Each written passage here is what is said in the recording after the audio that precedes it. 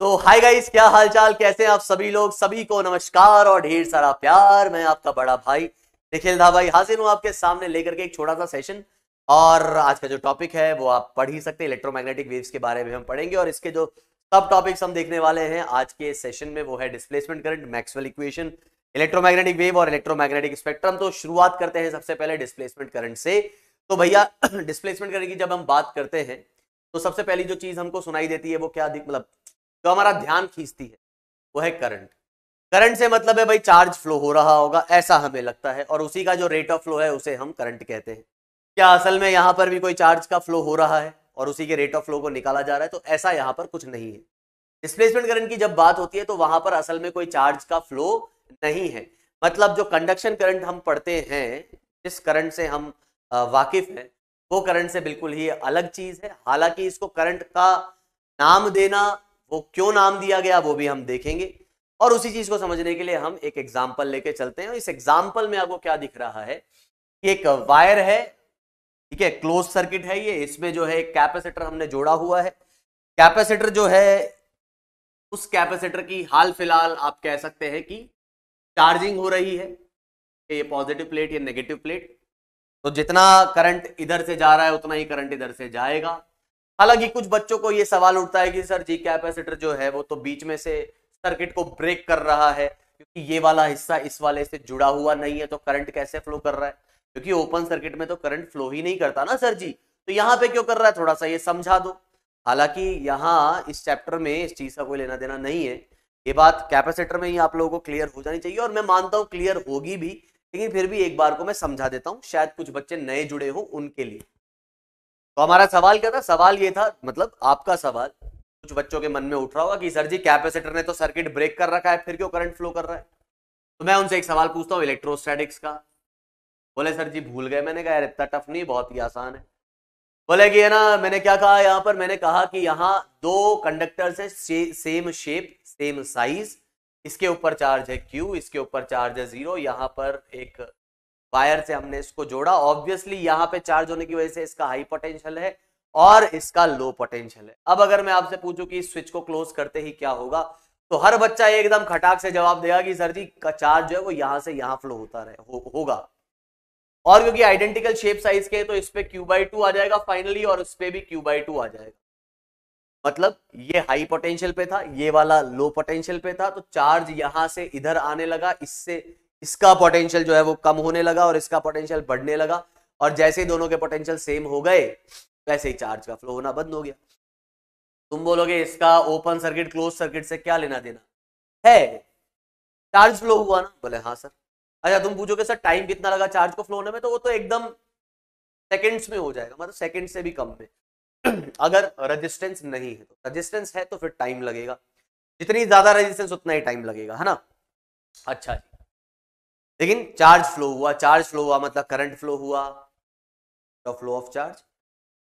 क्या यहाँ पे आपको क्लोज्ड सर्किट दिख रहा है? तो यहां जब आप देखोगे तो आपको बिल्कुल आसानी से पता लग जाता है कि ये एक क्लोज्ड सर्किट तो नहीं है। मतलब एक वायर ऐसा जाता हुआ तो नहीं दिख रहा है, तो ये ओपन सर्किट ही, फिर भी करंट फ्लो हुआ। क्यों? Just to make the potential same या पोटेंशियल डिफरेंस, तो जीरो करने के लिए करंट का फ्लो हुआ। सेम कहानी आप कह सकते हो कि जब हम कैपेसिटर को बैटरी से जोड़ते हैं तो बैटरी का जो पॉजिटिव पोटेंशियल है वो प्लेट, जिस कैपेसिटर की प्लेट से जुड़ी है, जब तक कि ये जितना पॉजिटिव पोटेंशियल है ये भी उतना ही पॉजिटिव पोटेंशियल नहीं हो जाता, तब तक क्या होगा, चार्ज फ्लो होता रहेगा पोटेंशियल को इक्वेट करने के लिए। और ये जितना नेगेटिव पोटेंशियल है ये उतना ही नेगेटिव पोटेंशियल नहीं हो जाता, तब तक क्या होता रहेगा, चार्ज फ्लो होता रहेगा इस पोटेंशियल को इक्वेट करने के लिए। मतलब फाइनली यहां जो पोटेंशियल डिफरेंस था वही पोटेंशियल डिफरेंस आपको इधर देखने को मिल जाए।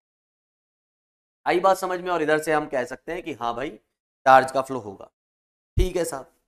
तो अब घूम फिर के जो हमारी स्टडी है वो वापस से आ जाती है डिस्प्ले करंट पे, और इसको हम समझने की कोशिश करेंगे। तो इसके लिए मैंने आपसे कहा कि इधर एक पॉइंट मैंने कंसिडर किया P।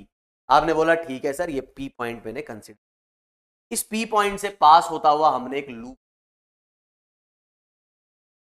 मैंने कहा क्या इस P पॉइंट पे कुछ मैग्नेटिक फील्ड होगा? तुम बोलोगे ऑब्वियस सी बात है होगा सर, वो मैग्नेटिक फील्ड करंट ऐसा जा रहा है, ऐसा बाहर आता हुआ दिखेगा, इस तरफ मैग्नेटिक फील्ड ऐसा अंदर जाता हुआ दिखेगा। कुल मिला के मैग्नेटिक फील्ड की ऐसे लूप्स बन रहे होंगे मैग्नेटिक फील्ड के due to this current, right hand thumb. बिल्कुल सही बात है। अच्छा, यहाँ जो मैग्नेटिक फील्ड है वो किसकी वजह से होगा? सिर्फ इतने सेक्शन की वजह से कि पूरे वायर की वजह से? ऑब्वियसली पूरे वायर की वजह से ही वो मैग्नेटिक फील्ड होगा। पे कुछ और भी है तो वो अभी आगे समझ में आ जाएगा आपने। ठीक है साहब, तो हमने क्या किया ना, एक सरफेस ली, ठीक है, कौन सी सरफेस ली? ये वाली सरफेस। इस लूप से एसोसिएटेड एक सरफेस, क्या इस सरफेस से करंट पास कर रहा है? साफ साफ दिख रहा है, हाँ। यहां से करंट अंदर जा रहा है, यहां से करंट बाहर निकल रहा है, तो इस सरफेस का मैं नाम दे देता हूं सरफेस 1। और इस सरफेस 1 के अनुसार अगर मैं आपसे पूछूं कि भैया एम्पियर सर्किटल लॉ आपको क्या कह रहा है, तो आप बड़े ही आसानी से ये बात समझ सकते हो।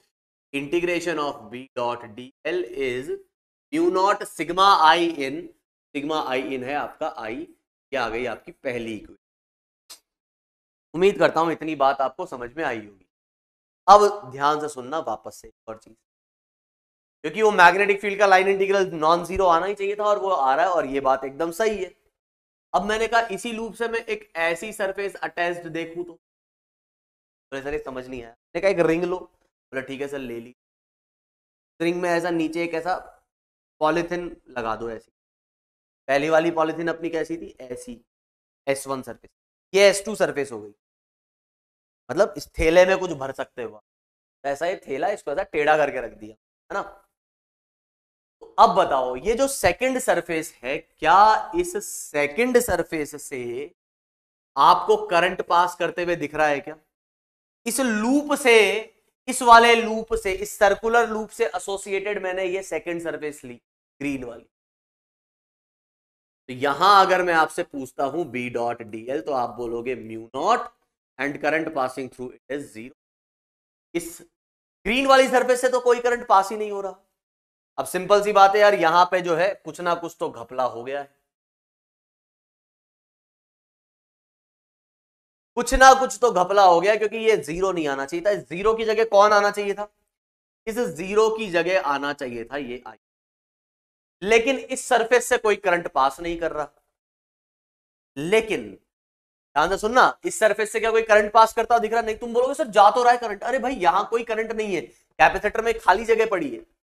लेकिन अगर आपसे पूछा जाए क्या इलेक्ट्रिक फील्ड है यहां पर, तो आप कहेंगे जी हाँ बिल्कुल इलेक्ट्रिक फील्ड तो है सर जी, पॉजिटिव से नेगेटिव की तरफ जाता हूं, है क्या? बोले हाँ।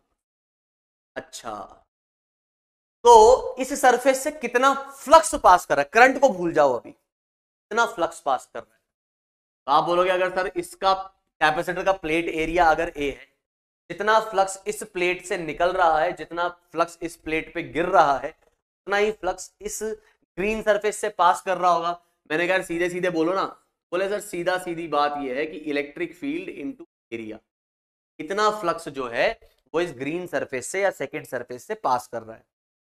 अच्छा, क्या पता इस फ्लक्स की कुछ वैल्यू, मतलब इस फ्लक्स को कुछ ऐसा कुछ किया जाए इसके साथ जिससे हमको यहां पर 0 की जगह ये आई वाली वैल्यू मिल जाए। देखते हैं ऐसा कुछ किया जा सकता है कि नहीं। कुल मिला के मुझे ये समझ में आया कि यहां करंट तो पास नहीं कर रहा, कोई चार्ज तो पास नहीं कर रहा, लेकिन इलेक्ट्रिक फ्लक्स पास कर रहा है। अच्छा जी, अब इलेक्ट्रिक फ्लक्स पास कर रहा है तो इसी को हम थोड़ा सा और ढंग से अब समझने की कोशिश करेंगे। तो हमने कहा कि ये अपने पास जो था, ये अपनी हो गई थी कैपेसिटर वाली प्लेट। देखा हाँ, कैपेसिटर की ये सर्कुलर प्लेट है कि नहीं। और हम क्या कह रहे हैं कि इसका प्लेट एरिया कितना है? ए। यहां पर कुछ ऐसा इलेक्ट्रिक फील्ड भी होगा, पॉजिटिव से होगा कि नहीं होगा? बोले हाँ हाँ सर बिल्कुल होगा। और मैंने कहा यार इस पे हमने कह दिया पॉजिटिव चार्ज है, इस पे हमने कह दिया कुछ नेगेटिव चार्ज। तो मैं तो ये चाहता हूं कि करंट इस 0 की जगह, इस 0 की जगह ये आई आना चाहिए था। ये आई हालांकि अपना कंडक्शन करंट है, तो ये किसके इक्वल होगा? तुम बोलोगे सर ये तो देखो D Q by D T. मैं कहा बिल्कुल सही। फिर मैंने कहा यार जरा बताना क्यू जो है कैपेसिटर पे जो चार्ज है उसको क्या कहा जाएगा? तुम कहोगे सर कैपेसिटर का चार्ज होगा Q equals to CV, capacitance into इसके ऊपर जो पोटेंशियल डिफरेंस है वो। मैंने कहा कैपेसिटर की जो प्लेट सेपरेशन है वो मैंने कह दी कितनी, डी। कैपेसिटर की अगर प्लेट सेपरेशन डी है, इलेक्ट्रिक फील्ड अगर ई है, आपको ये भली भांति पता होगा कि पोटेंशियल डिफरेंस इलेक्ट्रिक फील्ड और सेपरेशन में ये आपका रिलेशन आएगा। तो कैपेसिटेंस की वैल्यू आ गई A epsilon not by D, और इसकी वैल्यू आ गई आपके पास ई और डी। डी से डी कट गया तो ये आपके पास आ गया एप्सिलॉन नॉट इंटू ई ए, और अगर आप इस क्यू को थोड़ा सा देखेंगे तो आपके पास ये आ गया फाई इंटू एप्सिलॉन नॉट। और अब अगर आप करंट की बात करते हैं जिसको मैं D Q by D T कहता हूं, मेरे पास आ जाएगा phi D phi by D T.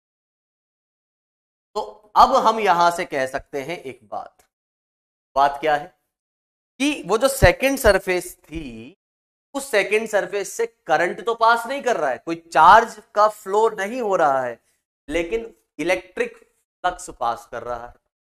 और उस इलेक्ट्रिक फ्लक्स को अगर आप डिफरेंशिएट करते हो और एप्सिलॉन नॉट से मल्टीप्लाई करते हो, तो वो जो वैल्यू आती है आपकी वो एग्जैक्टली आई के इक्वल आती है। तो यहां से मैक्सवेल जो थे उन्होंने एम्पियर के लॉ को क्या किया, मॉडिफाई कर। पहली बात तो आपको यह समझ में आनी चाहिए कि एम्पियर सर्किटल लॉ हर जगह वैलिड नहीं है, जैसे कि इस केस में वैलिड नहीं है। यहां से 0 रिजल्ट आ रहा है तो इसमें कुछ मॉडिफिकेशन की जरूरत है, और वो मॉडिफिकेशन क्या है, वो मॉडिफिकेशन है ये। पहली बात उन्होंने क्या कहा कि ये है अपना डिस्प्लेसमेंट आईडी, जिसको हम क्या कह रहे हैं, डिस्प्लेसमेंट करंट। अच्छा, करंट क्यों नाम दिया इसको यार? करंट इसलिए नाम दिया इसको क्योंकि ये जो वैल्यू आ रही है वो करंट के इक्वल आ रही है, ठीक है, कोई चार्ज फ्लो नहीं हो रहा है यहां। तो डिस्प्लेसमेंट क्यों नाम दिया? क्योंकि इस वैल्यू ने इस वाली इक्वेशन में कंडक्शन करंट की जगह ये value epsilon naught into D phi by D T आ रही है। तो इस वैल्यू ने कंडक्शन करंट को डिस्प्लेस किया, इसलिए एक डिस्प्लेसमेंट यहां लगा। और करंट क्यों, डिस्प्लेसमेंट क्यों लिखा यहां? क्योंकि इसने करंट की जो वैल्यू थी उसको रिप्लेस कर दिया, डिस्प्लेस कर दिया। और करंट क्यों कह रहे हैं इसको? क्योंकि इसकी वैल्यू करंट के इक्वल है। तो मैक्सवेल ने फिर क्या कहा कि भैया देखो, अब हम देंगे अपना एम्पियर सर्किटल लॉ, मतलब मॉडिफाइड एम्पियर सर्किटल लॉ। तो उन्होंने कहा कि integration of B dot D L should be Q naught I C, conduction current और आईडी दोनों का एडिशन, कंडक्शन करंट और डिस्प्लेसमेंट, ये उन्होंने जो है इसको किया मॉडिफाई। आई बात समझ में? तो ध्यान ये रखना, ये अपने पास जो है। अब इस पे एक न्यूमेरिकल देख लेते हैं जो कि हो सकता है आपको थोड़ा सा टफ लगे, लेकिन वो इतना टफ भी नहीं है। तो फटाफट से हम आगे बढ़ते हैं और बात करते हैं सवाल की। तो सवाल में क्या दे रखा है, जैसा कि आपको दिख रहा है, एक सर्किट है, सर्किट में कैपेसिटेंस है, वोल्टेज लगा हुआ है 2 वोल्ट, बैटरी और 1 मेगा ओम मतलब 10 की पावर 6 ओम। कह रहा है हमको parallel plate capacitor with circular plates of radius, तो इसकी रेडियस कितनी है अपने पास 1 मीटर। इन प्लेट्स को सर्कुलर मानना है। कैपेसिटेंस कितनी है? कैपेसिटेंस है अपने पास नैनो फेरेड, 1 नैनो फेरेड मतलब 10 की पावर -9 फेरेड, है ना। और अपने को क्या दिया गया है, मेगा ओम मतलब 10 की पावर 6, 2 वोल्ट की battery. Calculate the magnetic field at point P, P point पे मैग्नेटिक फील्ड कैलकुलेट करना है। और पी पॉइंट जो है इस सेंटर वाले से, इसकी रेडियस 1 मीटर है, तो ये आपके पास आ रहा है 0.5 मीटर मतलब हाफ मीटर का ये चीज अपने को। कुल मिला के मुझे मैग्नेटिक फील्ड निकालना है, ठीक है। तो एक बार वापस पीछे चलते हैं कि यहां हो क्या। तो हमें कुल मिला के ये समझना है कि अब जब भी इलेक्ट्रिक फ्लक्स लिंक कर रहा है तो हमने देखा कि डिस्प्लेसमेंट करंट कब आ रहा है, जब फ्लक्स में चेंज आएगा। फ्लक्स में चेंज आने का मतलब क्या हुआ? फ्लक्स में चेंज आने का मतलब ये हुआ इलेक्ट्रिक फील्ड में चेंज आएगा। जैसे मैग्नेटिक फील्ड में जब चेंज होता है तो वो इलेक्ट्रिक फील्ड क्रिएट करता है। तो यहां से हम समझ सकते हैं कि जब इलेक्ट्रिक फील्ड में चेंज हो रहा है तो उसकी वजह से भी मैग्नेटिक फील्ड क्रिएट हो रहा है। पी पॉइंट पे मैग्नेटिक फील्ड, इस वाले इक्वेशन के हिसाब से देखोगे तो यहां पर कौन आ रहा है, डिस्प्लेसमेंट करंट। और डिस्प्लेसमेंट करंट किससे मिलके बना है, epsilon naught into D phi by D T. मतलब चेंजिंग इलेक्ट्रिक फील्ड भी मैग्नेटिक फील्ड क्रिएट कर रहा है। अब ऐसा मत बोलना कि इस पॉइंट पे मैग्नेटिक फील्ड सिर्फ इसकी वजह से, इस एक्सप्रेशन को देखकर लगता है कि वो सिर्फ इसकी वजह से, लेकिन असल में वो इसके पूरे हिस्से की वजह से, इस वाले पॉइंट पे जो मैग्नेटिक फील्ड होगा उसमें हर हिस्सा कंट्रीब्यूट कर रहा है, डिस्प्लेसमेंट करंट भी, कंडक्शन करंट भी, हर चीज। आई बात समझ में? तो ये आपको ध्यान रखना है कि अगर इलेक्ट्रिक फील्ड में चेंज होगा तो वो मैग्नेटिक फील्ड करेगा, और यही जो है हमारा बेसिक कंसेप्शन है, मतलब बेसिक या बेस है इलेक्ट्रोमैग्नेटिक वेव के प्रोपगेशन का या जनरेशन का।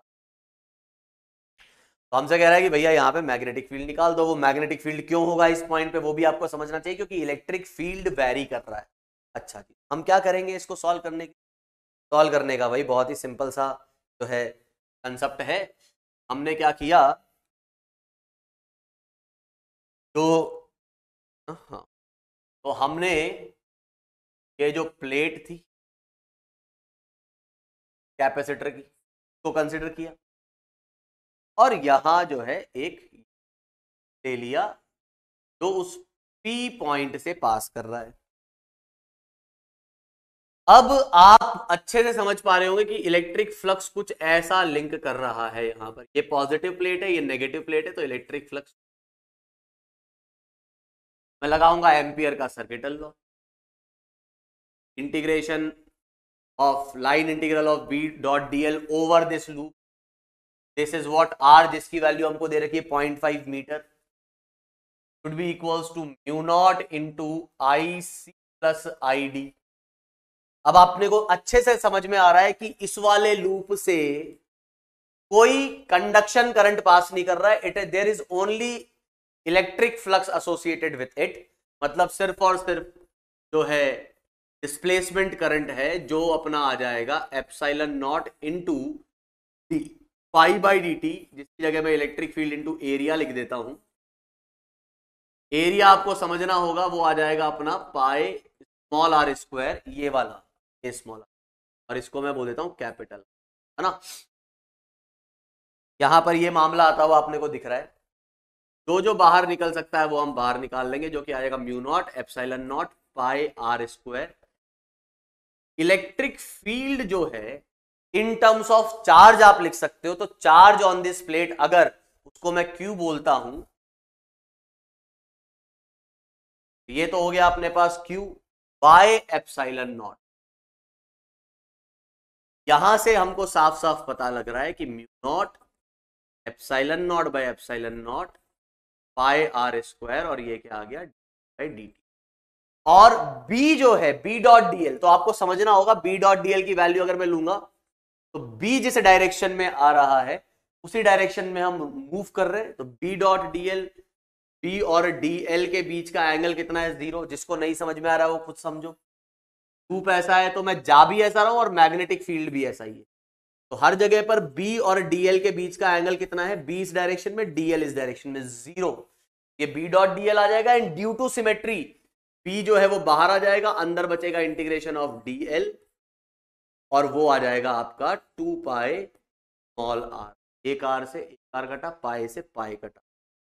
मैग्नेटिक फील्ड जो आएगा उस पी पॉइंट पे वो आ जाएगा mu naught by 2 epsilon naught से एप्सिलॉन नॉट कट रहा है, एक आर बच रहा है, और D Q by D T. अब मुझे सिर्फ और सिर्फ क्या निकालना है, मुझे निकालना है D Q by D T. Q की इक्वेशन मुझे पता है, चार्जिंग ऑफ कैपेसिटर। भाई ये कैपेसिटर जो है वो क्या हो रहा है, चार्ज हो रहा है बैटरी से, तो D Q by D T अगर मैं यहां से निकालना चाहूंगा वो आ जाएगा CV कांस्टेंट का 0, और ये आ जाएगा e की power minus T by tau upon tau, tau की वैल्यू RC, तो ये आ जाएगा V बाई R, जो डायरेक्ट भी आपको पता होना ही चाहिए। ये हमारे पास D Q by D T की वैल्यू आ जाएगी। हमसे जो यहां पर बात की गई है वो की गई है एट टी की किस पॉइंट पे, किस टाइम पे हमको मैग्नेटिक फील्ड निकालना है, 10 की पावर माइनस 3 सेकेंड्स पे। तो V है अपना 2 वोल्ट, रेजिस्टेंस है अपनी कितनी 10 की पावर 6 ओम, E की पावर माइनस 10 की पावर माइनस 3, E की वैल्यू ये।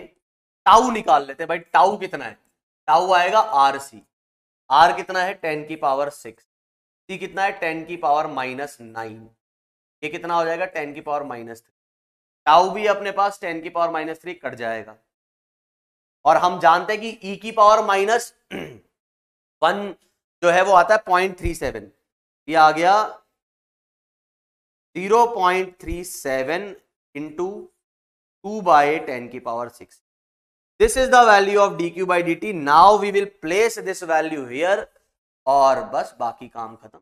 ये मैग्नेटिक फील्ड पास आ जाएगा, r की वैल्यू आ गई 5। ठीक है, dq by dt जो आ गया वो अपने पास कितना आ गया भाई 0.37 बाय 10। यहां से म्यू नॉट की आप वैल्यू डालें और bp जो आ जाएगा वो आपको मिल। तो बहुत ही आसान सा सवाल था। इसमें देखो मेन जो कंसेप्ट था वो था ये कि मैक्सवेल एम्पियर सर्किट लॉ लगा के यहाँ पे मैग्नेटिक फील्ड हमने निकाला, IC 0 था, ID की वैल्यू हमने इधर से रख दी, और dq by dt is what it is the conduction current, है ना। वो I जो इधर पास हो रहा था उसके लिए अपने को कैपेसिटर के चार्जिंग की इक्वेशन थी, या डायरेक्ट भी आप लिख सकते हो कि I तो आपको पता ही है I0 e⁻⁻t/τ करके लिखते हैं, तो इस तरीके से सॉल्व हो जाएगा, है ना। तो हो सकता है कि ये सवाल थोड़ा सा आपको टफ सा लगा हो, अटपटा सा लगा हो, लेकिन आपको बात समझ में आनी चाहिए। कुल मिला के फिर जो मैक्सवेल थे ना, उन्होंने पूरे इलेक्ट्रोमैग्नेटिज्म को इन 4 इक्वेशन में यूनिफाइड कर दिया, यूनिफिकेशन कर दिया, है ना। मतलब हर चीज जो इलेक्ट्रोमैग्नेटिज्म की है वो इन चारों में से ही डिराइव की जा सकती है। तो पहला तो उन्होंने दिया गॉस लॉ फॉर इलेक्ट्रिसिटी। जो गॉस लॉ था उन्होंने कहा देखो ये बात बिल्कुल ठीक है, flux passing through any close surface is q by epsilon, sigma q by epsilon, है ना, वो बात अंडरस्टूड है। गॉस लॉ फॉर मैग्नेटिज्म की लाइन, मैग्नेटिक फील्ड लाइन जो है वो क्लोज लूप बनाती है, इसलिए flux passing through any close surface, कौन सा flux, magnetic flux, it is 0। इस अगर कोई पूछे कि ऐसा क्यों है, तो इसके दोनों आंसर आप दे सकते हो। पहला answer because magnetic field lines are close loop. दूसरा answer monopoles does not exist in nature. Monopoles, अकेला नॉर्थ अकेला साउथ नहीं एग्जिस्ट करता है, इस वजह से दोनों ही कारण हो सकते हैं, तो 0 कहने के। तीसरा फिर फैराडे, ये बड़ी ही इंपॉर्टेंट बात है, अक्सर लोग ये पढ़ लेते हैं, ये पता होता है फैराडे ने ये लॉ दिया कि line integral of electric field over a close loop is minus of d phi by D t, where this phi is magnetic flux, phi B is magnetic flux, rate of change of magnetic flux. मैं यहां पे आप लोगों का ध्यान खींचना चाहूंगा Kirchhoff's voltage law की तरफ। किरचॉफ्स वोल्टेज लॉ क्या कहता है कि over a loop the total voltage drop is what, it is 0। मतलब केवीएल आपको कहता है कुछ ये बात, क्या कहता है, E dot D L is 0, क्योंकि ये जो इलेक्ट्रिक फील्ड है वो कंजर्वेटिव है। तो आप बात को ध्यान से सुनना, कई लोग थोड़ा सा इसमें कंफ्यूज आएंगे कि अरे ये क्या हो गया यहां पर, इलेक्ट्रिक फील्ड का तो line integral over a close loop वो तो 0 आना चाहिए। 0 नहीं है मेरे भाई। फैराड जब भी फ्लक्स में चेंज आता है तो this is a non conservative electric field, ये नॉन कंजर्वेटिव इलेक्ट्रिक फील्ड है। दोस्तों ये ध्यान रखना, इलेक्ट्रोमैग्नेटिक इंडक्शन में जितने भी सवाल हैं जहां पे फ्लक्स में चेंज आ रहा है तो वहां नॉन कंजर्वेटिव इलेक्ट्रिक फील्ड होगा। तो कोई अगर आपसे पूछे क्या केवीएल, वैसे आईआईटी ने कभी इस तरीके से पूछा नहीं है, लेकिन अगर पूछे वो कि क्या केवीएल वैलिड है, साहब केवीएल वैलिड नहीं है। क्यों? क्योंकि केवीएल कहता है कि इलेक्ट्रिक फील्ड का क्लोज्ड लूप में लाइन इंटीग्रल इज 0 और फैराडे कहते हैं इट इज नॉन 0। केवीएल कहता है ये, फैराडे कहता है ये, तो इस वाले केस में KVL is not valid. Faraday वाले इस वाले केस में केवीएल इज नॉट वैलिड, ध्यान रखना। हाँ आप कह सकते हो कि KVL is the special case of Faraday law. कौन सा case? When there is no change in flux. अगर D phi by D T 0 हो गया, भाई ये वाली चीज भी आपकी क्या आ जाएगी, वो 0 आ जाएगी। क्लियर है ये चीज, आ रही है बात समझ? बस ये बात जो है यहां पर अपने को समझ में आ जानी चाहिए। चलिए तो अभी हम बात करते हैं इलेक्ट्रोमैग्नेटिक वेव्स के बारे में। जस्ट अ मिनट, एक बार मेरे को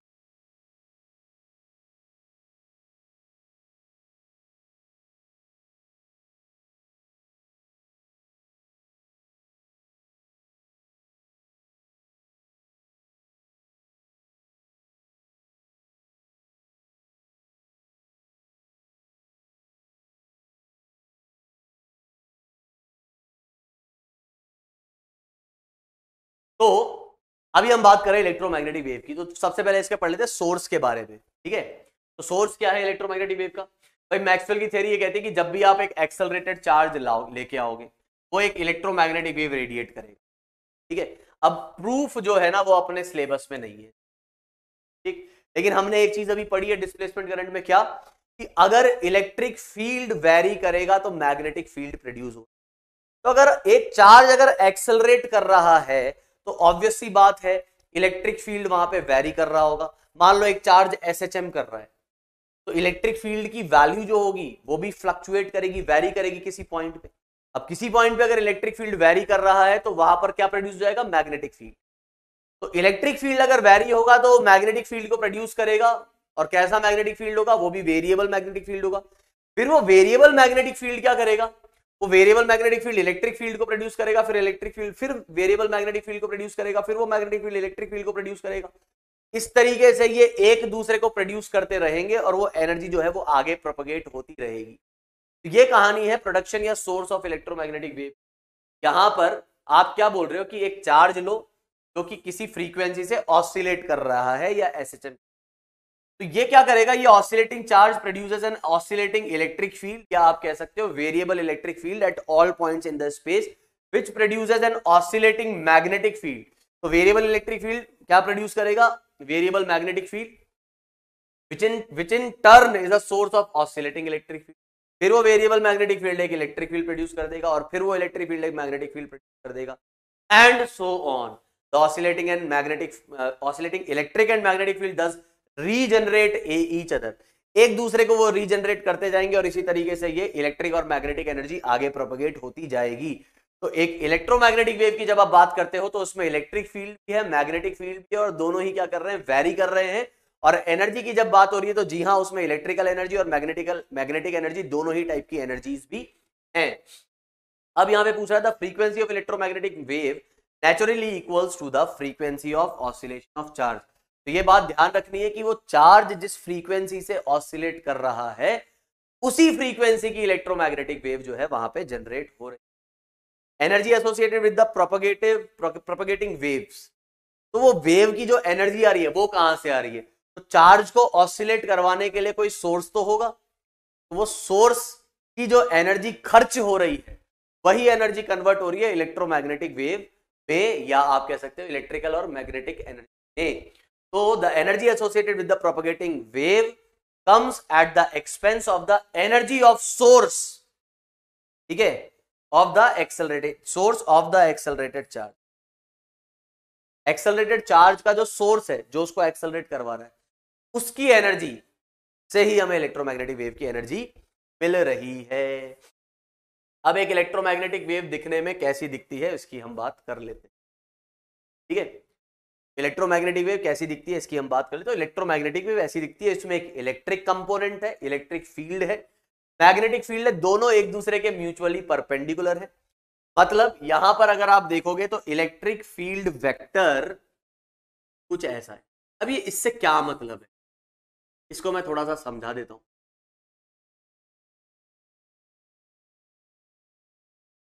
देखो इसका मतलब यह है कि अगर एक इलेक्ट्रोमैग्नेटिक वेव जा रही है यहां से, इस पॉइंट पे अगर जीरो इलेक्ट्रिक फील्ड है तो इस पॉइंट पे इलेक्ट्रिक फील्ड ऊपर की तरफ है, यहां से लेकर यहां तक इलेक्ट्रिक फील्ड ऊपर है, लेकिन सबसे ज्यादा इलेक्ट्रिक फील्ड की वैल्यू यहां धीरे धीरे बढ़ रहा है, फिर कम हो रहा है, फिर यहां नीचे है, मतलब इतने हिस्से में ऊपर इतने हिस्से में नीचे, ऐसा, ठीक है। और ये वेव आगे बढ़ेगी, मतलब कुछ देर बाद आपको इलेक्ट्रिक फील्ड कुछ ऐसा दिखेगा, मतलब पहले यहां जीरो था फिर यहां जीरो हो जाएगा, पहले यहां मैक्सिमम था फिर यहां मैक्सिमम हो जाएगा, कुछ इस टाइप की चीज आपको दिखेगी। सेम बात आप मैग्नेटिक फील्ड के लिए कह सकते हो कि मैग्नेटिक फील्ड यहां जीरो और फिर उसकी वैल्यू जो है कुछ ऐसी बढ़ती जाए। तो ये ऐसा है कि इतने हिस्से में अगर इलेक्ट्रिक फील्ड ऊपर है तो मैग्नेटिक फील्ड ऐसा बाहर है, ठीक है। मतलब इलेक्ट्रिक फील्ड की डायरेक्शन और मैग्नेटिक फील्ड की डायरेक्शन, मतलब इस पॉइंट की अगर जैसे मैं बात करूं तो इस पॉइंट पे मैग्नेटिक फील्ड आ रहा है बाहर और इलेक्ट्रिक फील्ड आ रहा है ऐसा ऊपर, दोनों एक दूसरे के म्यूचुअली परपेंडिकुलर होंगे और E क्रॉस B जो है वो C की डायरेक्शन को रिप्रेजेंट करेगा। एक बात बताऊं, एक बार शायद स्टेज 1 ओलंपियाड, फिजिक्स ओलंपियाड के स्टेज 1 में सिर्फ ये सवाल पूछा गया था। मतलब इलेक्ट्रिक फील्ड और मैग्नेटिक फील्ड का यूनिट वेक्टर दिया हुआ था और आपको ये बताना था कि किस डायरेक्शन में वेव प्रोपोगेट कर रही है। तो किसी भी चीज को आप ऐसा छोटा मत समझना कि तुम्हें लगे कि अरे पता लगे यार ये चीज पूछी ही नहीं जाए। भाई इजी हो सकती है, लेकिन इसका मतलब ये नहीं ओलंपियाड के स्टेज 1 में, जितना मुझे ध्यान आ रहा है स्टेज 1 था या स्टेज 1 ही था शायद, में भी ये सवाल पूछा गया। हाँ, पता नहीं और बार भी पूछा गया होगा, लेकिन एक बार का तो मुझे ध्यान है। मतलब मैं जब से पढ़ाने लगा उस टाइम पे, सालों में शायद 2013, हाँ 2013 की बात है शायद। चलिए आगे बढ़ते हैं। हो सकता है मैं थोड़ा गलत मेरे को ध्यान आ रहा हो, लेकिन आया था सवाल ये। तो ये चीज आपको ध्यान रखने की, E cross B is parallel to C. और आपको क्या ध्यान रखना है, ई बी और सी ये तीनों म्यूचुअली परपेंडिकुलर होते हैं। ई अगर y में है तो आपको दिख रहा है बी जेड में है, और सी मतलब direction of propagation of wave, velocity of wave, जिस डायरेक्शन में वेव की वेलोसिटी होगी उसी डायरेक्शन में वेव प्रोपगेट कर रही होगी। तीनों म्यूचुअली परपेंडिकुलर रहेंगे, ये रिलेशन रहेगा। और यहां अगर आपसे ई बी और सी में रिलेशन पूछा जाए तो ये ध्यान रखना है, C is equals to E by A, है ना। तो इस तरीके से आपको, ठीक है। अब इस वेव की जो वेलोसिटी है उसको अगर मैं v बोलता हूं, वेलोसिटी ऑफ वेव, वैसे तो c से भी रिप्रेजेंट कर सकते हो आप, ये भी वेलोसिटी, दोनों ही सिंबल यूज किए जा सकते हैं। लेकिन जनरली ये कब की बात होती है, जनरली ये वैक्यूम के अंदर की बात हो रही है, तब हम c यूज करते हैं इन जनरल v। तो लैम्डा वेवलेंथ है, फ्रीक्वेंसी इस वेव की, तो v is equal to lambda into frequency, k is the angular wave number which is omega by v। तो वेव प्रोपगेशन में आपने ये पढ़ी होंगी, इस टाइप की इक्वेशन आती है जहां पे E naught is the peak value, omega is angular frequency, k is the angular wave number जो ओमेगा और v से ऐसे एसोसिएटेड है, phi is the initial phase constant, t time है, x अगर वो x डायरेक्शन में ट्रेवल कर रही है। ये प्लस और ये माइनस क्यों आ रहा है, क्योंकि ये पॉजिटिव x डायरेक्शन में ट्रेवल कर रही है। तो वेव वाले कंसेप्ट तो यहाँ पे वैलिड है ही। और जैसा इलेक्ट्रिक फील्ड का फेज है वैसा ही मैग्नेटिक फील्ड का भी फेज है। मतलब जब इलेक्ट्रिक फील्ड जीरो है तो मैग्नेटिक फील्ड भी जीरो, जब इलेक्ट्रिक फील्ड मैक्सिमम है तो मैग्नेटिक फील्ड भी मैक्सिमम। तो दोनों का फेज भी आपको क्या दिख रहा है, एग्जैक्ट सेम दिख रहा है। ये वाला मामला और ये वाला मामला दोनों का सेम आएगा, और दोनों की एनर्जी भी एग्जैक्ट इक्वल रहती है। तो अब हम यहां पे बात करेंगे एनर्जी की। सबसे पहले हम बात करेंगे एनर्जी डेंसिटी। तो एनर्जी डेंसिटी मतलब कितना एनर्जी स्टोर्ड है पर यूनिट वॉल्यूम। अब जहां जहां इलेक्ट्रिक फील्ड होगा वहां वहां इलेक्ट्रिकल एनर्जी होगी, जहां जहां मैग्नेटिक फील्ड होगा वहां वहां मैग्नेटिक एनर्जी होगी। और हम जानते हैं कि एनर्जी डेंसिटी मतलब energy stored per unit volume, उसका फॉर्मूला होता है half epsilon not E square. मतलब ये एनर्जी हो गई अपनी इलेक्ट्रिकल एनर्जी और ये हो गई अपनी मैग्नेटिक एनर्जी। ई आप जानते हो कि ई आपके पास क्या दिया गया है, ई आपको दिया गया है ये पूरा, ये पूरी वैल्यू अगर आप रखोगे तो अगर इसका एवरेज आपको निकालना है, एवरेज मतलब हाफ एप्सिलॉन नॉट और ई स्क्वायर का एवरेज। अब अगर आप ई की वैल्यू को देखोगे तो ई की वैल्यू कुछ आपको ये मिल रही है, E naught sine omega T minus K X plus 5। E naught का स्क्वायर जो है वो तो बाहर आ जाएगा, और साइन स्क्वायर की एवरेज वैल्यू होती है हाफ। ध्यान से सुनना, ई नॉट का स्क्वायर तो कांस्टेंट है, बाहर आ जाएगा, और साइन स्क्वायर की एवरेज वैल्यू होती है हाफ। तो ई नॉट की जो ई नॉट के स्क्वायर की जो एवरेज वैल्यू है वो आ रही है ई नॉट का स्क्वायर बाय 2। ये जो वैल्यू आएगी वो आएगी 1/4 ई नॉट स्क्वायर। तो ऐसा मत सोचना इससे ये कैसे आ गया, ये एवरेज वैल्यू नहीं है, ये एवरेज वैल्यू है। तो ई के अंदर जो ई की वैल्यू है वो कुछ ये आ रही है। तो आपको ये ध्यान रखना है कि साइन स्क्वायर का एवरेज जो आता है वो आता है हाफ, तो इसलिए ये आ जा रहा है इतना। और सिमिलरली ऐसे ही जब आप बात करोगे तो ये आ जाएगा 1/4 बी नॉट का स्क्वायर बाय म्यू। और ये दोनों वैल्यूज आपस में इक्वल भी होती है। टोटल एवरेज एनर्जी डेंसिटी जो आ जाएगी वो आ जाएगी 1/4 एप्सिलॉन नॉट बी नॉट का स्क्वायर 1/4 बी नॉट का स्क्वायर बाय म्यू नॉट। अब ये ध्यान रखना, कई बार वो साफ साफ बोलता है कि एवरेज इलेक्ट्रिकल एनर्जी बताओ या एवरेज मैग्नेटिक एनर्जी बताओ, है ना। हालांकि दोनों आपस में इक्वल है, तो ध्यान रखना average electrical energy is this और मैग्नेटिक एनर्जी इज दिस, और दोनों आपस में इक्वल भी है।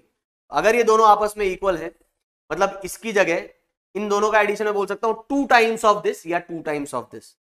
तो मैं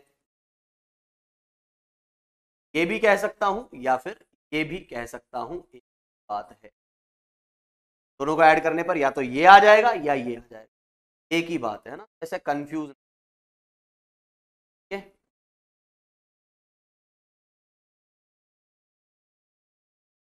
तो टोटल पूछता है तो ये लिखेंगे, मैग्नेटिक और इलेक्ट्रिकल पूछता है तो ये मैग्नेटिक है, ये सॉरी ये इलेक्ट्रिकल है, ये मैग्नेटिक है ना, और दोनों इक्वल हैं। तो ये आपको चीज ध्यान रखनी।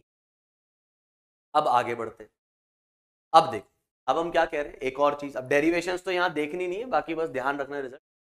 तो अपने को कह रहा है the total energy transfer to the surface in time t is, मान लो कोई एक सरफेस है के ऊपर ये इलेक्ट्रोमैग्नेटिक वेव गिर रही है, ये इलेक्ट्रोमैग्नेटिक वेव गिर रही है और ये वेव पूरी की पूरी एब्सॉर्ब हो जा रही है। तो टी टाइम में अगर इसके ऊपर टोटल एनर्जी कितनी गिरती है, यू, तो magnitude of total momentum deliver to the surface, कितना मोमेंटम डिलीवर होगा, यू बाय सी जो है मोमेंटम यहां पर डिलीवर होगा।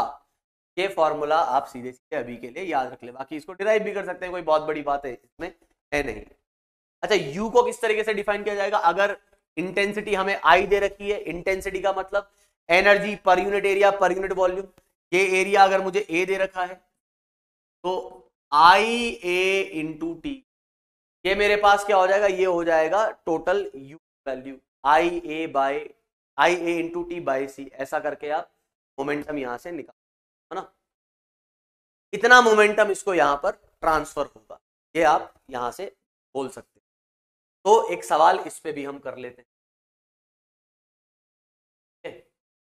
देखो ये सब है ना रेडिएशन प्रेशर, और ये सब आपको शिवेंदु सर ने पढ़ा रखा है, मॉडर्न फिजिक्स जब उन्होंने पढ़ाई थी उन्होंने एक अच्छे से बता रखा है कि भाई रेडिएशन प्रेशर किस तरीके से क्या फोर्स लगता है, ये मोमेंटम किस तरीके से निकलेगा। तो यहां मैं डिराइव नहीं करा रहा हूं, यहां पे मैं बस सीधे फॉर्मूला लिखा दे रहा हूं। हाँ जी, तो ये सवाल हम देखते हैं। तो इस सवाल में देखो क्या दिया गया है, सवाल में बोला गया अपने को light energy with an energy flux of 18 watt per centimetre square, मतलब ये एक तरीके से इंटेंसिटी हमें दे रखी है कितना, जूल्स पर सेकेंड और सेंटीमीटर स्क्वायर, इतनी इंटेंसिटी एक प्लेट पे गिर रही है जो कि नॉन रिफ्लेक्टिंग है, और उसका एरिया जो है वो हमें दिया गया है कितना, 20 सेंटीमीटर स्क्वायर।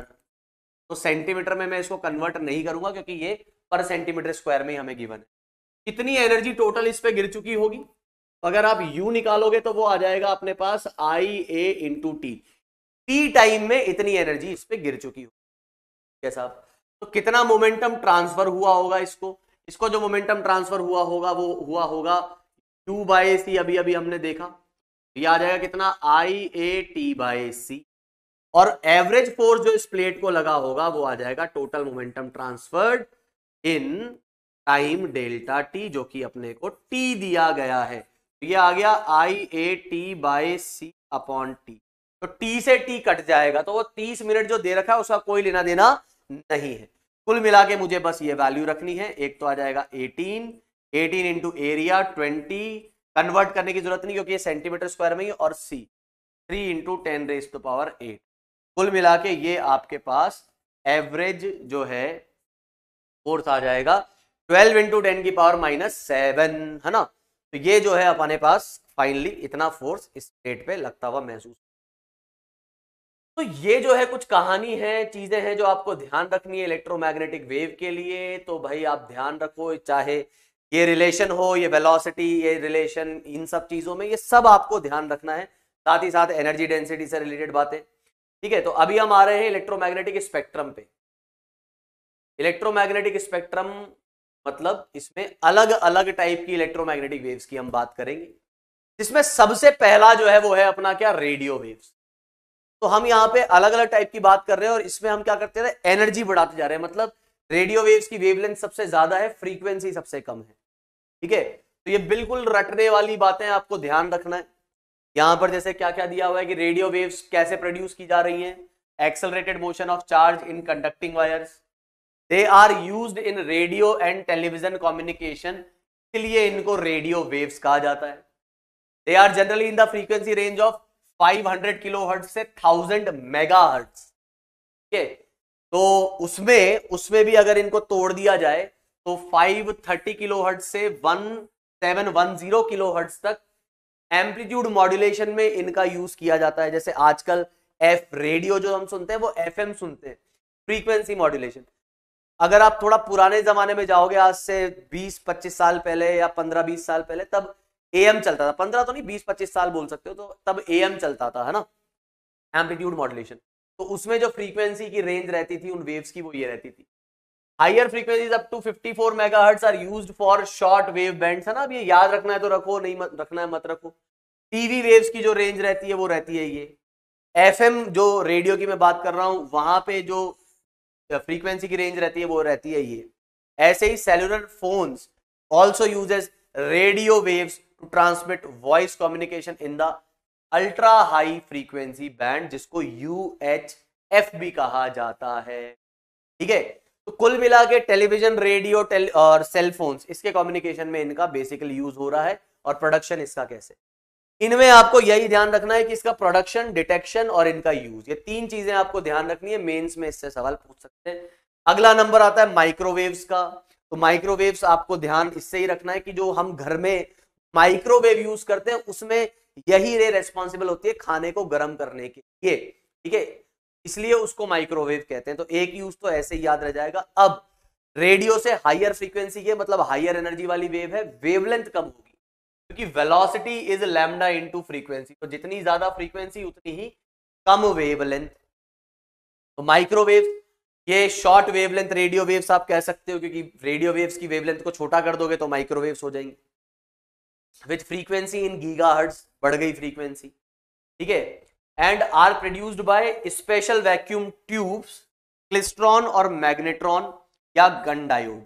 ये आप ध्यान रखो, ये क्लिस्ट्रॉन, मैग्नेट्रॉन या गन डायोड स्पेशल टाइप की वैक्यूम ट्यूब्स होती हैं जिनमें इनका प्रोडक्शन होता है, क्योंकि डायरेक्ट सवाल पूछ लेते हैं। Due to their short wavelength they are suitable for the radar system. तो रडार सिस्टम में इनका जो है इस्तेमाल किया जाता है। ठीक है, एयरक्राफ्ट नेविगेशन में हो गया। ठीक है, microwave ovens are an interesting domestic application of these waves. ठीक है, अच्छा, माइक्रोवेव ओवन में क्या काम होता है कि इलेक्ट्रोमैग्नेटिक वेव है तो ऑब्वियसली इलेक्ट्रिक फील्ड ऑसिलेट कर रहा है, तो उसकी जो ऑसिलेटिंग फ्रीक्वेंसी होती है वो जनरली वाटर मॉलिक्यूल को ऑसिलेट कराने के लिए जो फ्रीक्वेंसी होती है ना, उससे मैच करती है। तो क्या होता है कि जब भी वो माइक्रोवेव्स पास करती है तो वाटर मॉलिक्यूल ऑसिलेट करने लग जाते हैं। कभी वो वाटर मॉलिक्यूल ऐसा घूमता है, कभी वो ऐसा घूमता है, मतलब मॉलिक्यूल्स एक तरीके से ऐसे ऐसे घूम रहे होते हैं। अब बात यह कि जहां भी मोशन होगा वहां पे हीट प्रोड्यूस होगी। तो मॉलिक्यूल जब आपस में ऐसा ऐसा घूम के रगड़ खाते हैं एक दूसरे से, फ्रिक्शन की वजह से वहां प्रोड्यूस होती है हीट। ठीक है, क्या प्रोड्यूस होती है वहां पे? हीट प्रोड्यूस होती है। तो इसलिए आपने देखा होगा कि माइक्रोवेव में जैसे आप दुकान पे गए, आपने कहा कि भैया एक जो है समोसा देना, ठीक है, मतलब हलवाई के गए, ने बोला कि यार समोसे तो अभी गर्म नहीं। वो क्यों बोलेगा? तुम पूछोगे समोसा गर्म है कि नहीं, बोलेगा हाँ हाँ गर्म है, और वो तुम्हें जो है माइक्रोवेव में समोसा ठूसेगा और तुम्हें दे। अब तुम उस समोसे को छूओगे, तुम्हें ऊपर से लगेगा अबे ये तो ठंडा पड़ा। बोलोगे यार कहाँ गर्म है, माइक्रोवेव में डाल के भी ठंडा ही समोसा दे दिया। फिर वो बोलेगा हलवाई बेटा एक बार खा के देख, समोसे के बाइट लोगे और जैसे ही मसाला तुम्हारी जीभ पे लगेगा तो तुम्हारी जीभ ही जल जाएगी, इतना गर्म। अब तुम सोचोगे यार ये कौन सी टेक्नोलॉजी आ गई कि जो समोसा है उसको अंदर से गर्म कर दिया, बाहर से एकदम ठंडा ठंडा लग रहा है और मसाला उसका एकदम धुआं निकल रहा है, उसको तोड़ के देख रहे हैं। तो वो बात ये है, माइक्रोवेव में गर्म किया है। तो माइक्रोवेव किस चीज को गर्म कर रहा है? पानी को। तो जहां जहां वाटर कंटेंट ज्यादा होगा वो वाली चीज ज्यादा गर्म होगी कि वहीं पे मॉलिक्यूल ज्यादा। तो समोसे का जो मसाला है तो ऑब्वियसली उसमें वाटर कंटेंट बहुत ज्यादा है आउटर लेयर के कंपैरिजन में। वो तो एकदम ड्राई है, मैदे से बनी हुई एकदम ड्राई लेयर है। मसाला बहुत ज्यादा वाटर कंटेंट वाला है, इसलिए मसाला जल्दी गर्म हो जाता है और वो बाहर की लेयर कम गर्म होती है ना, और फिर अपनी जीभ जल जाती है ना। है, चलिए अभी हम आगे बढ़ते हैं। तो आगे बढ़ते हैं और बात करते हैं इंफ्रारेड रेडिएशन। इंफ्रारेड रेडिएशंस तो भाई ग्रीन हाउस इफेक्ट की वजह भी यही है। और मस्कुलर थेरेपी जो होती है, कभी अगर तुम फिजियोथेरेपिस्ट के पास गए हो, तुम तो अभी क्या गए होंगे, है ना, थोड़ी सी एज हो जाएगी तो फिर जाने लगोगे, है है ना, फिर कहीं और से दर्द निकलेगा, कहीं और से दर्द निकलेगा, है कि नहीं। तो मस्कुलर जो पेन होते हैं उनको भी दूर करने के लिए इंफ्रारेड रेस का काम, इनको काम में लिया जाता है, क्योंकि वाटर मॉलिक्यूल्स क्या है ना, इनको बहुत जल्दी एब्जॉर्ब करते हैं इंफ्रारेड रेस। एब्जॉर्ब करेंगे तो वो हीट हो जाएंगे, है ना। तो हमारे मसल्स में भी क्या होता है भाई, वाटर कंटेंट तो हमारी बॉडी में भी है, तो इंफ्रारेड रेडिएशंस डालने से वो बॉडी जो है वो अच्छे से हीट को गेन करती है, और हीट गेन होने पर मसल्स जो है वो रिलैक्स होती है, गर्माहट मिलेगी तो क्या मिलेगा, वो रिलैक्स होंगी, और जो भी मसल्स में स्ट्रेन है वो दूर हो जाएगा। तो इसके लिए इनको यूज किया जाता है। एक बार इसको पढ़ लेते हैं। Infrared rays are produced by hot bodies. तुम बोलो क्या हम भी प्रोड्यूस कर रहे हैं? जी हाँ, हम भी इंफ्रारेड रेडिएशन प्रोड्यूस करते हैं। नॉर्मल रूम टेम्परेचर पे कोई भी बॉडी जो होती है वो इंफ्रारेड रेज ही बाहर निकाल रही होती है। तो जो नाइट विजन कैमरा होते हैं उनके लिए तुमने पढ़ा होगा ना, इंफ्रारेड सेंसर्स लगाए हुए हैं फॉर नाइट विजन। तो रात में देखने के लिए इंफ्रारेड रेडिएशंस वाले कैमरा ही काम में लिए जाते हैं, जो इंफ्रारेड रेडिएशंस को कैप्चर करके फिर उसको कन्वर्ट करते हैं विजिबल लाइट में, और हमको एक इमेज बना के वो दिखाते हैं। ठीक है, तो हॉट बॉडीज ये जो है रेस को प्रोड्यूस करती हैं, इंफ्रारेड रेस को। This band light lies adjacent to the low frequency और long wavelength end of visible spectrum. मतलब इसके जस्ट बाद किसका नंबर आने वाला है? विजिबल रेस का। Infrared waves are sometimes referred as heat waves. As heat waves. This is because water molecule present in most material readily absorbs infrared waves. Heat waves क्यों बोलते हैं? क्योंकि वाटर मॉलिक्यूल हर जगह, भाई वाटर कहीं ना कहीं तो मिल ही जाएगा, बॉडी में, पशु पक्षियों में, प्लांट्स में, है ना, वाटर कंटेंट तो रहेगा ही रहेगा वो, या एटमॉस्फेयर में, तो वो हीट को एब्जॉर्ब, सॉरी इंफ्रारेड रेस को, वेव्स को एब्जॉर्ब कर लेता है कौन? वाटर। तो after absorption their thermal motion increases, that is why they heat up and heat their surrounding। ठीक है, तो ग्रीन हाउस गैसेस जो है के लिए भी यही रेस्पॉन्सिबल हो। गैसेस क्या करती हैं तरीके से, वो इंफ्रारेड रेडिएशंस को कैप्चर करती है ना। तो infrared lamps are used in physical therapy, वही मसल्स के उसके लिए। आईआर रेडिएशन मतलब infrared radiation maintains the earth warmth और average temperature through the greenhouse effect. तो ये ग्रीन हाउस इफेक्ट एक बार मैं थोड़ा सा समझा देता हूं आप लोगों को कि आखिरकार है क्या। ठीक है, तो ग्रीन हाउस इफेक्ट में क्या होता है भाई, ये हो गया अपना कौन, ये हो गई हमारे अर्थ की सरफेस, ये हो गई हमारे अर्थ की सरफेस। तो सनलाइट आई, एटमॉस्फेयर के थ्रू लाइट आई, अर्थ ने उसको एब्जॉर्ब किया, अर्थ ने उसको एब्जॉर्ब किया, तो अर्थ ने क्या किया, फिर एमिट भी किया रेडिएशन, अर्थ ने वो रेडिएशन, कौन सी रेडिएशन हो गई भाई? अर्थ अगर गर्म होगी तो गर्म होके जो रेडिएशन बाहर निकाल, जैसे हम भी हमारे टेम्परेचर की वजह से रेडिएशंस बाहर निकल रही, इंफ्रारेड, अर्थ से मोस्टली इंफ्रारेड रेडिएशंस जो है वो बाहर निकली। अब ये इंफ्रारेड रेडिएशंस जो है इनको कौन एब्जॉर्ब कर लेगा? एटमॉस्फेयर में प्रेजेंट जो है। अच्छा, ये वाली रेज में इतनी इंफ्रारेड नहीं थी जितना अब निकल रही है, अर्थ ने इंफ्रारेड निकाली। तो जो ग्रीन हाउस गैसेस हैं वो इन रेडिएशंस को क्या करेंगी? एब्जॉर्ब कर लेंगी, और ये जो सराउंडिंग है इसका टेम्परेचर बढ़ जाएगा। जैसा अगर तुम देखते होंगे कि अगर आप पहाड़ पे जाते हो, अर्थ से आप दूर होते जाते हो, ऊंचाई पे जाते हो, तो टेम्परेचर जो है वो कम होता जाता है। क्यों? क्योंकि वहां पे इंफ्रारेड रेडिएशन इतनी नहीं पहुंच पा रही है इतनी ऊंचाई पर, तो वहां पे जो ग्रीन हाउस गैसेस हैं वो एब्जॉर्ब भी इतना नहीं कर पा रही।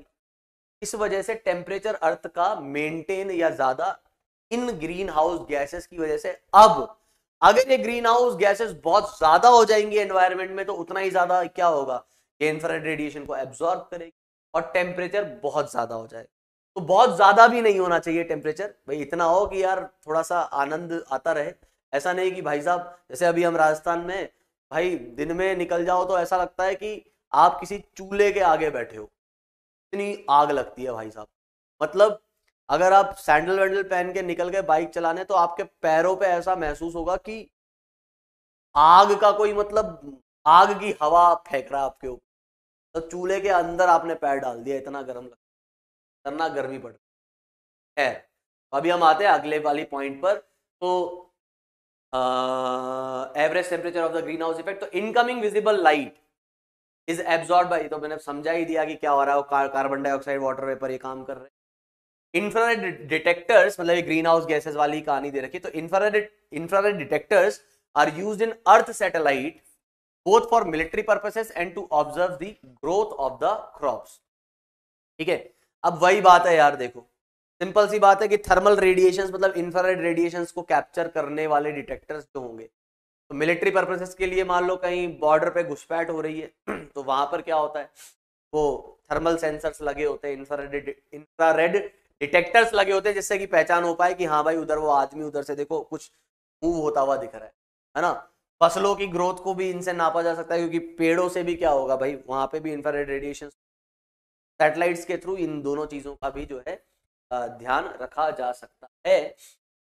और electronic devices also emit infrared radiation widely use the remote switches, तो आपके जो एसी टीवी रिमोट है इनमें भी इंफ्रारेड रेडिएशंस के थ्रू ही वो रिमोट एसी से या टीवी से कम्युनिकेट करता है। ठीक है, फिर बात आती है विजिबल लाइट की, तो विजिबल लाइट के काम बिना तो अपना काम चल ही नहीं सकता भाई, उसी की वजह से हम देख पा रहे हैं, है ना। तो विजिबल लाइट को डिटेक्ट करने के लिए भगवान ने हमें आंखें दी।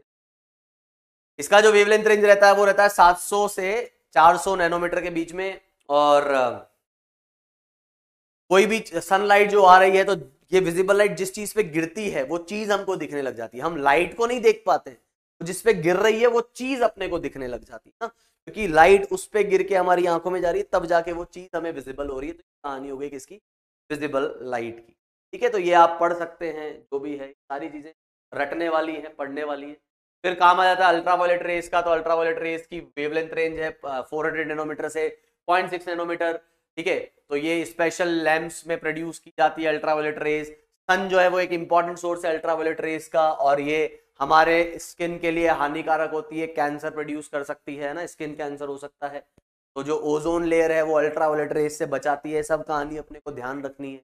ठीक है, तो जहां जहां ओजोन लेयर का डिप्लीशन हो रहा है उस जगह पर लोगों के हाल बहुत ही खराब है। ठीक, और हमारे इंडिया में भी जो है ओजोन लेयर का जो थिकनेस है वो बहुत ही कम है ना, ऑस्ट्रेलिया में भी हाल खराब है। तो स्किन बर्न जो होती है वो यूवी रेस की वजह से ही। अब इसमें जो ध्यान रखना है वो क्या, कि एक ऑर्डिनरी ग्लास भी जो है ना वो यूवी रेडिएशंस को एब्जॉर्ब कर लेता है। ठीक है, तो कभी मान लो आप क्या हो कि जैसे एक कमरे में हो आप, पे खिड़की से धूप आ रही है ग्लास के थ्रू होते हुए, है ना, ग्लास की खिड़की है, ग्लास विंडो है, वहां से धूप आ रही है, तो आपकी स्किन जो है वो टैन नहीं होगी, क्योंकि ग्लास ने majority of the ultraviolet rays को एब्जॉर्ब कर लिया होगा। आप पे धूप गिर रही है, आपको गर्मी भी महसूस होगी, लेकिन स्किन टैन नहीं होगी। वहीं अगर वो ग्लास हटा दोगे तो फिर वो अल्ट्रावायलेट रेस भी गिरेंगी, तो स्किन टैनिंग वहां पर अल्ट्रावायलेट रेस। हालांकि काफी कुछ तो ओजोन ने एब्जॉर्ब कर लिया, लेकिन ओजोन भी ऐसा तो है नहीं कि पूरी की पूरी अल्ट्रावायलेट रेस को एब्जॉर्ब कर लेगी, ऑब्वियसली नहीं, कुछ ना कुछ परसेंटेज तो हम तक पहुंचता ही है ना। तो hence one can not gate stand और सनबर्न थ्रू ग्लास विंडोज। ठीक है, वेल्डर्स जो होते हैं वो ग्लास यूज करते हैं वेल्डिंग करते वक्त, जिससे कि उनकी आंखों को नुकसान नहीं पहुंचे डायरेक्ट कॉन्टेक्ट से। ठीक है, प्लस और भी क्योंकि ब्राइटनेस भी बहुत ज्यादा होती है उस लाइट की, तो इसलिए वो ग्लास भी बहुत थिक और ब्लैक होता है, इसलिए वो भी ग्लास यूज करते हैं। Due to shorter wavelengths UV radiations can be focused into a very narrow beam of high precision. तो जो लेजिक सर्जरी होती है, आंखों का जो करेक्शन होता है, आई डिफेक्ट को जो दूर किया जाता है, वो भी अल्ट्रावायलेट रेस का ही काम लिया जाता है उसमें। और आपने देखा होगा कि ये आर ओ होते हैं तो उसमें यूवी फिल्टर बोलते हैं, है ना, तो UV lamps kill germs in water purifier, तो ये भी इसका यूज है। ओजोन लेयर वो प्रोटेक्टिव रोल प्ले कर रही है, क्योंकि वो क्या करती है, वो जो है वो वहां पर अल्ट्रावायलेट को एब्जॉर्ब कर लेती है। तो ये सारी बातें आपको रटने वाली है, मतलब इसमें देखो यार कुछ ऐसा कुछ है नहीं, मतलब अब मैं क्या बताऊं, मतलब कुछ कंसेप्चुअल चीजें ऐसी कुछ है नहीं। ठीक है, फटाफट से इसको हम खत्म करते हैं, फटाफट से 2 पॉइंट्स और बचे हैं। एक्सरेज पर हम आते हैं, तो एक्सरेज उससे और हायर एनर्जी की रेस क्या आ गई, एक्सरेज आ गई, हड्डी टूट जाती है, तो एक्सरे का काम, एक्सरे ही हम काम में लेते हैं, क्योंकि इनकी पेंट्रेशन पावर थोड़ी और ज्यादा है, से भी ज्यादा पेंट्रेशन किनका है, गामा रेस का। एक्सरे कहां प्रोड्यूस होती है, तो आपने पढ़ा होगा एक्सरे के प्रोडक्शन के लिए मेटल लो, हाई एनर्जी इलेक्ट्रॉन उस पर गिरवाओ, तो कैरेक्टरिस्टिक और कंटिन्यूअस एक्सरेज का एमिशन होता है, मॉडर्न फिजिक्स में आपने पढ़ा होगा, है ना। तो एक्सरे का प्रोडक्शन कैसे होता है वो आपको पता ही। और की वेवलेंथ रेंज 10 नैनोमीटर से 10⁻⁻⁴ नैनोमीटर तक जा रही है। Common way to generate x-rays bombard metal target with high energy electrons, जो मैंने बताया। X-rays are used in diagnostic tool in medicine and the treatment of certain form of cancer. Gamma और x-rays दोनों ही कैंसर के treatment के लिए use होती है, बिकॉज एक्सरे डैमेजेस और डिस्ट्रॉयज लिविंग टिश्यूज ऑर्गेनिज्म। यहां पर ये चीज है, और ऑब्वियसली वो फ्रैक्चर के लिए भी इसका यूज होता ही है। वो चीज फ्रैक्चर वाली बात तो तुम गामा रेज रेडियो एक्टिविटी में हम पढ़ते हैं कि जब भी एक अनस्टेबल न्यूक्लियस होता है तो वो अनस्टेबल न्यूक्लियस जब स्टेबिलिटी की तरफ जाता है तो गामा रेज का एमिशन होता है। मतलब कुल मिला के एक रेडियो एक्टिव मॉलिक्यूल या एटम जो है या न्यूक्लियस जो है वो गामा रेज निकालेगा। तो लाई इन द अपर फ्रीक्वेंसी, सबसे हाईएस्ट एनर्जी वाली वेव्स हो गई, इनकी वेवलेंथ ये आ गई, इस रेंज में आ गई, ये याद रखना है आपको। Is produced in nuclear reactions, तो जो न्यूक्लियर रिएक्शंस जो रेडियो एक्टिविटी है वहां से ये प्रोड्यूस हो रही है। Also emitted by radioactive nuclei, वो बता ही दिया आपको। They are used in medicine to destroy cancer cell, तो यूवी और इन दोनों का use cancer cell, majorly gamma use की जाती है। ठीक है, एक मिनट यहां पर यहाँ टाइप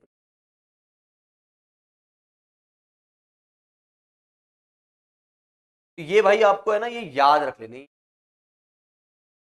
ठीक है, अब है आपकी ये टाइप ऑफ जो इलेक्ट्रोमैग्नेटिक वेव्स है उनकी वेवलेंथ रेंज, उनका प्रोडक्शन, उनका डिटेक्शन। तो अगर आपको पढ़ना है तो ये पढ़ लेना आप, पीडीएफ में आपको मिल जाएगा।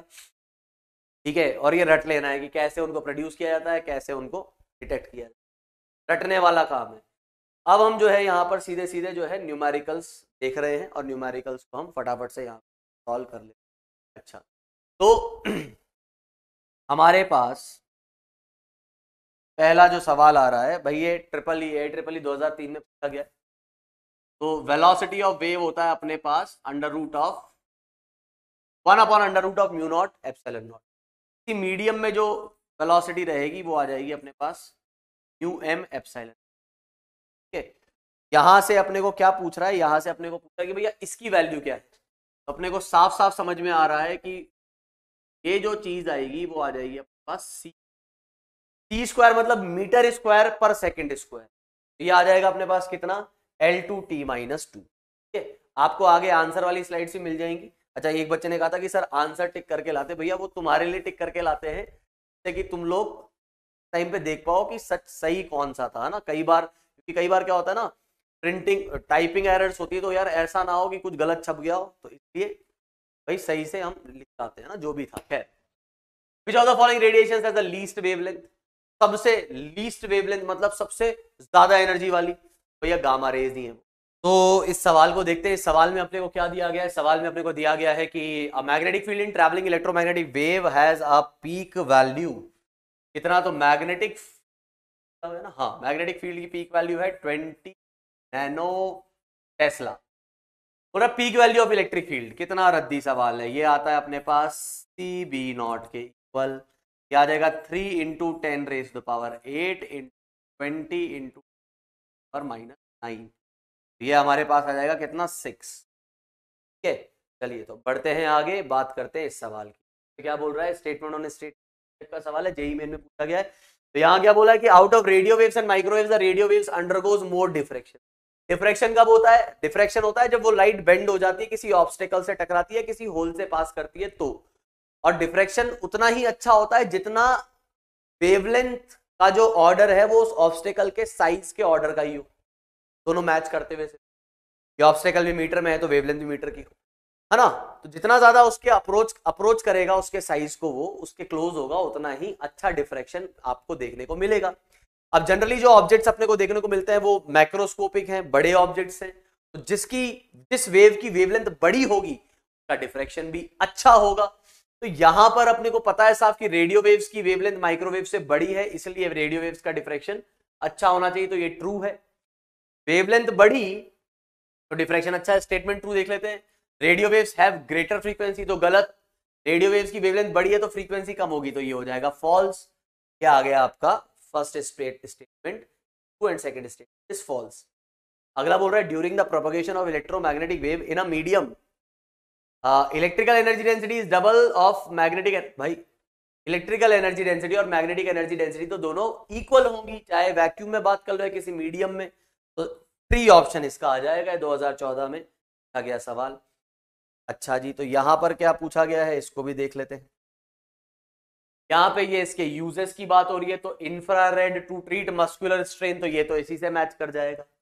रेडियो वेव्स फॉर ब्रॉडकास्टिंग, है ना, टीवी, मोबाइल, रेडियो वेव्स का काम ही है। एक्सरे फॉर, ये तो सीधे सीधे ही मैच कर रहा है, और अल्ट्रावायलेट इधर, तो इसको तो मैच करने की जरूरत ही नहीं थी, आमने सामने वाले ही मैच कर जा रहे हैं। तो ए का 1 2 3 4 जो आ रहा हो, तो चौथा option is the correct answer. Again बहुत ही आसान सवाल। फिर इसके बाद जो अगला सवाल दिया गया है वो अपने को बोल रहा है इलेक्ट्रोमैग्नेटिक वेव ऑफ फ्रीक्वेंसी। तो इस इलेक्ट्रोमैग्नेटिक वेव की अपने को फ्रीक्वेंसी दे रखी है जो कि है 10 की पावर 40। दैट डायरेक्शन के अलॉन्ग प्रोपोगेट कर रही है। इलेक्ट्रिक फील्ड है अपना 4 वोल्ट पर मीटर। एप्सिलॉन नॉट परमिटिविटी जो है वो अपने को दे रखी है, मतलब वैक्यूम की बात हो रही। Then the average energy density, तो एनर्जी डेंसिटी जो आएगी इलेक्ट्रिक फील्ड वाली, ये इंपॉर्टेंट है। टोटल एनर्जी डेंसिटी होती तो half epsilon not E square लिख देता, लेकिन हमें इलेक्ट्रिकल एनर्जी डेंसिटी बोली गई है, तो half epsilon not E naught का स्क्वायर आ जाएगा। तो ये सॉरी, हाफ की जगह 1/4 एप्सिलॉन नॉट ई नॉट का स्क्वायर आ जाएगा। तो हम यहां पर ये लिख देंगे अब 4 इंटू 8.8, तो 8 4 32, 335.2 इंटू 10 की पावर -12। सेकेंड ऑप्शन यहां पे मैच कर जाएगा। और फिर ये लास्ट सवाल है ना, तो इसी टाइप के सवाल रहते हैं, तो आप एक बार और देख लेना कुछ सवालों को। तो यहां आपको क्या बोला, EM wave from air enters a medium electric field. तो एयर में इलेक्ट्रिक फील्ड की पीक वैल्यू ये दे रखी, और किसी मीडियम में इलेक्ट्रिक फील्ड की वैल्यू ये दे रखी। और अपने को पता है साफ साफ कि electric field in medium is equals to electric field in vacuum upon dielectric constant of that medium. ये जो वैल्यू है ये अपने को दे रखी है E02, और ये जो वैल्यू है वैक्यूम में वो दे रखी है E01, और ये चीज। अब हमें और क्या दिया गया है, इधर से अगर मैं देखूंगा तो ये 2πf/c, तो ओमेगा जो होता है अपना, ये तो वेलोसिटी, ये एयर में है तो वेलोसिटी आएगी जेड डायरेक्शन में, वो ट्रेवल कर रहा है। तो फ्रीक्वेंसी जो है एयर में, या सीधे बोल देता हूं वेलोसिटी जो है वेव की इन एयर, ये आपके पास सी आ रही है। और जब आप यहां से देखोगे तो के एक्स की जगह जेड ने ले ली, तो ये 2k। आपको ये समझना होगा मीडियम के अंदर जो k आता है वो आता है अपना 2π/λ, और वो हमें कितना दिया गया है, वो दिया गया है 2 टाइम्स ऑफ, या ω/v से निकाल लेते हैं, वेलोसिटी का रेशियो मिलता है। मीडियम के अंदर k is omega upon velocity, omega change नहीं होता, और ये वैल्यू हमें दे रखी है कितनी, 2k। k जो है वो क्या बोला गया, k is the wave number in air, ये चीज आ जाएगी। तो ओमेगा से ओमेगा कट रहा है, तो यहां से मुझे पता लग गया velocity in medium is c/2। इसका मतलब रिफ्रैक्टिव इंडेक्स जो हमें मिल रहा है वो मिल रहा है 2। ये रिफ्रैक्टिव इंडेक्स की, चलिए या इसी से आगे बात कर ले, इसी को आगे बढ़ाते हैं। तो वेलोसिटी, अब इसको अगर आप लिखोगे तो आप लिखोगे μm एप्सिलॉन m, तो आप लिखोगे नॉट एप्सिलॉन नॉट, और ये 2। Medium is non magnetic, non magnetic मतलब μ0 और μm दोनों बराबर होंगे, तो आप इससे काट सकते हो क्योंकि वो नॉन मैग्नेटिक। तो यहां से हमें क्या पता लग रहा है, हमें पता लग रहा है E0/एप्सिलॉन m इज 1/4, या अगर मैं ढंग से बात करूं तो 1/एप्सिलॉन r इज, हमसे पूछ रहा है एप्सिलॉन r1/एप्सिलॉन r2 की वैल्यू। एप्सिलॉन r1 क्या है, epsilon r1 is the relative permittivity of air. अच्छा जी, तो रिलेटिव परमिटिविटी ऑफ एयर तो 1 होती है, ये कुल मिला के एप्सिलॉन r1 और epsilon r1 is 1 and epsilon r2 is epsilon r, इसकी वैल्यू आ रही है 1/4। ये फर्स्ट ऑप्शन हो जाएगा। भाई अपने को जो बात समझ में आ रही है वो क्या है कि देखो एप्सिलॉन r1